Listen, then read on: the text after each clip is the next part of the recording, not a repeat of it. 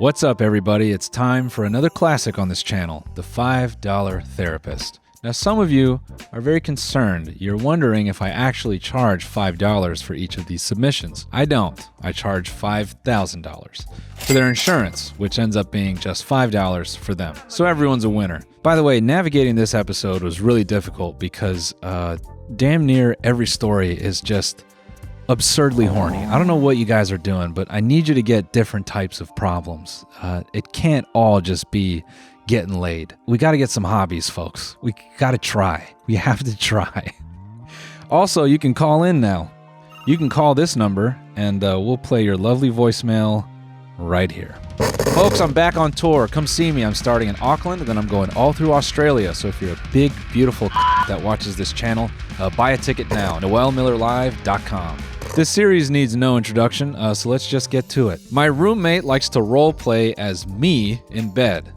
That's cool. Hey, Noel. I've been living with my roommate for about 6 months, and I started dating my boyfriend right around when we moved in together. Also around that time, my roommate found out her man was cheating on her, and she couldn't bring herself to break up with him. The whole thing has definitely messed with her mentally, but I don't know if that's an excuse for how weird she's been acting lately. Over the last couple of months, she's become obsessed with me and my boyfriend's sex life. She keeps asking me super personal and detailed questions. What's his dick like? What's our favorite positions? What does he sound like when he finishes? Really intimate stuff that I'm not comfortable talking to her about. Recently, she got blackout drunk and admitted to me that since things between her and her man have been so messed up, they've tried something new in the bedroom. Role-playing as me and my boyfriend. Huh? It's gotten to the point where she will literally refuse to have sex with him unless he's pretending to be my boyfriend, and she gets even more into it when she pretends to be me. Turns out all those weird sex questions weren't just her being curious. She was doing research. We haven't talked about it since that night. I think she was too drunk to remember that she told me about it, but now I'm super uncomfortable and got 6 months on this lease with her. How am I supposed to keep living with this girl knowing that she's getting off by pretending to be me? Let her watch. Cuck chair. You ever watched a good movie in your life or maybe a good TV series and you fall so in love with one character, you're like, man, if I could only be them for a day. That might be the headspace that she's in. She can't be you, so short of letting her sleep with your boyfriend, who she might be into, let her watch. Depending on where you live, 6 months on this lease could be really valuable. You know, if we're talking Los Angeles, New York, I don't think this is enough to term early. You know, if you're in a place where living is a little bit more affordable and you're not so reliant on a roommate, yeah, kick her to the curb. It's very odd to be in this situation, but rent is rent. And sometimes you got to stick it out, even with the worst of them. So it's one of three things. She either likes her boyfriend, she likes you, or she likes you and your boyfriend. How you proceed is really up to you.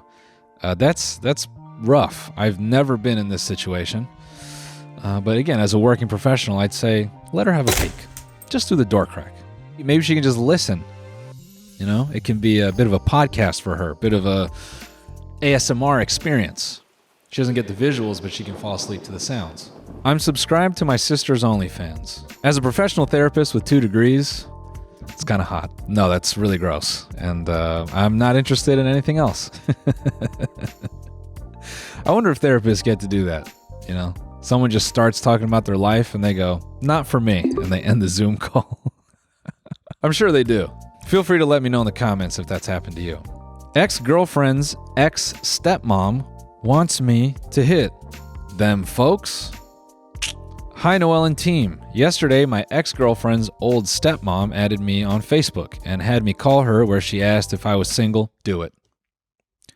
Don't even need another word. Do it. You're not even dating. It's a previous stepmom. What is even the connection here? This is just an old lady on the prowl. This is a cougar who smells fresh meat. It will potentially do irreparable damage to your mind.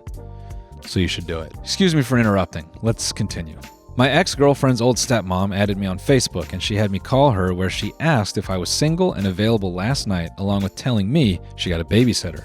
Oh, that's fucking... She's trying to make that $200 for the night count. She paid good money for that babysitter and she's like, I'm getting something. getting something tonight. I made the choice to, if anything, roll through and take a few shots with her and bounce back to my friend's house since it's 2 blocks away. Way to lie to yourself, man. Yeah, I'll just go over there and have a few drinks. Okay. I show up and we start drinking, and we proceed to second base when her niece, who I'm pretty good friends with, ends up walking in, and that's as far as things went. I had a moment of clarity this morning, and I'm unsure if I should take her invite to go back later this week and finish the job, or stop thinking with my willy. If you care about your friendship with this niece and maybe your ex-girlfriend, then I would say maybe don't do it. But if you don't care, it's really your call. Whatever apple, Adam ate from in the Bible, this is the modern version of that. A woman too old for you, casting a line to you on Facebook. So if you want eternal damnation is what I'm saying. Feel free to buy that, man. Crush on my kinda ugly boss.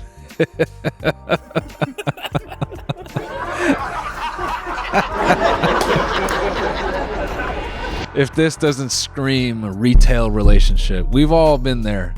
I'm just scanning the details. We've all seen this one before. Yo, I like this fugly guy. I need help. Everyone's hotter at work. You gotta know that, man. You gotta know that. I have a huge crush on my higher up, basically boss, and I don't know what to do.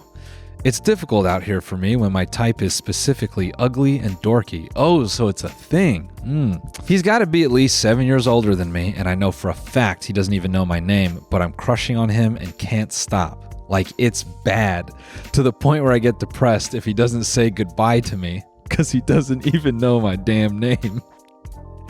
I don't want to give this up unless I absolutely have to, because I'm a very delusional person, but I don't want to risk making him uncomfortable with my intentions. This is my first real crush, and it's got to be on my boss. I hate this. Could I get some advice? Is there even an iota of possibility that I could possibly get with him? Well, I don't know, bro. What's the situation here? Are you both two ugly ducklings? Is he an unsuspecting ugly duckling? Is he married? Like, you're kind of going 0 to 100, which makes me think you're a freak. Why don't you try to suss him out a little bit? Why don't you set up a one-on-one meeting with him and go, hey, we've never spoken before. I'd like to get married and have children. As part of my annual review, I was thinking we could look up places to move in together. Because I love you. And I've been watching you. Ever since I got in this building. And suffice to say, you're my favorite. And I'm not just saying that because you're my boss. You're my ugly boss, who I love. That's what you should do. I think you schedule a one-on-one and you just confess your feelings. And get fired. And then at your next job, when they ask why you got fired from the last one, you go, well, if this company has any kind of ugly guys, I'm not going to make it. Do you have to go for your boss? Do you want to work up some confidence? I mean, you said specifically ugly and dorky. Now, I don't want to generalize people, but have you tried hitting on GameStop cashiers just as like a starting point? Go to your local card shop. Guaranteed there's some Magic the Gathering players that you could kind of work out the material on. Start simple before going straight to, HR firing you for being an absolute demon in the office. Why don't you try some free and open discussion with similar types in free and open spaces? The GameStop cashiers can't go anywhere. They're stuck there. So they have to receive your game. You know what I mean? No pun intended. Yeah, that'd be my advice. Work up to it and then make your move. I'm 28 and never had a relationship. I'm turning 29 in a few months and I'm feeling kind of lost. I've never been in a relationship before, and I feel like it's getting closer and closer to the point where it's just going to be too late for me. All my friends are now in long-term committed relationships, and I feel insanely self-conscious about never even having dated before. I've been on dating apps on and off since I was 19, and it's never worked. The closest I got to an actual date from one happened like a year ago, and we were supposed to go out. She unmatched me with no warning and didn't show up. I went on a few dates with another girl who I met through school, but she was leaving to study abroad the month after I asked her out. I currently work a remote job that doesn't give me many opportunities to meet people, and going out to bars wouldn't really work because I don't drink, and none of my friends ever go out either. I only lost my virginity a year ago because I just wanted to get it over with, and I met up with some random girl online who was willing to sleep with me, but didn't really change anything. What the hell am I doing wrong? I'm not hideously ugly. I have good hygiene, and I tend to be pretty friendly and polite. So I don't think it's my personality either. I honestly don't even know where to start. Please help. Okay, couple things here. Phrases like too late are dangerous. I don't think life is a rigid path, and I'll be serious with you. There are plenty of things that I've accomplished in my life, both personally, professionally, that would seemingly be too late, off time, etc. So I think get those words out of your head, too late, because being alive is good. And as long as you are alive, you should take advantage. And as much as I want to be funny, I read this and I want to add levity. So get that phrase out of your head. There's no such thing as too late. Because as long as you're alive, you are well and entitled to try and explore the world and try to find someone. That I think is a pursuit that all of us engage in, and you shouldn't give up on it just because it hasn't happened yet. I think that's a silly way to go about things, because you don't know how long your life is. You might live to be 100, dude. You might only be in the first period of the game. So lock in. You got a lot more time on the ice. And inversely, dating apps seem like a bad measure of social interaction. They seem very, kind of transactional. Plenty of people complain about how impossible it is to find a genuine connection through an app. So I don't think that's a good metric of people being interested in you and your self-worth. I just don't think that's being fair. And as far as losing your virginity a year ago and it didn't change anything, yes, because you lost it with someone that you probably had no personal connection with.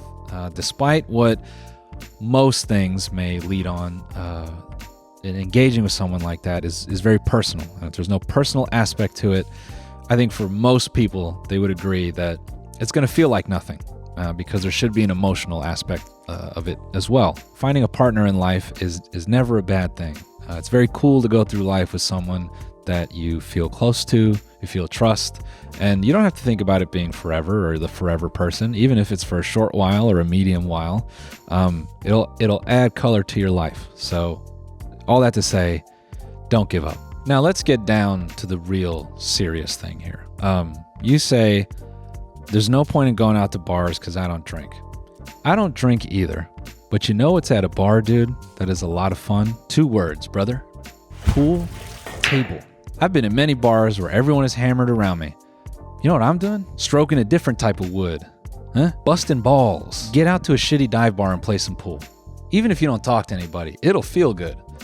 Maybe right now you don't need a romantic connection because you said you work remote. Maybe you just need real connection. And you know who's standing around awkward looking for some conversation? Pool players. So that's my advice to you. Go to a pool hall with a bar and just start playing. Also, I don't know if you have any exercise regimen. I'm not about to tell you to do 500 push-ups or something, but walk. Getting out is good. You don't have to do it for long. Just walk for 10 minutes. Because you need enough sun to last you when you lock into the pool hall and you don't go outside for 7 hours. Stay strong, friend. My boyfriend is too clingy. My boyfriend has serious attachment issues. He can't go an hour without having to interact with me. At first, I didn't mind, but after we moved in together, I can't even take a shit without him bothering me. I tried to bring it up to him numerous times, but he always gets upset and changes the subject. How can I bring this up with him without hurting his feelings? You don't. Just hurt his feelings. Destroy him emotionally. No, I mean, if you can't take a dump without him knocking on the door, that's a problem. I think you just put it to him that way.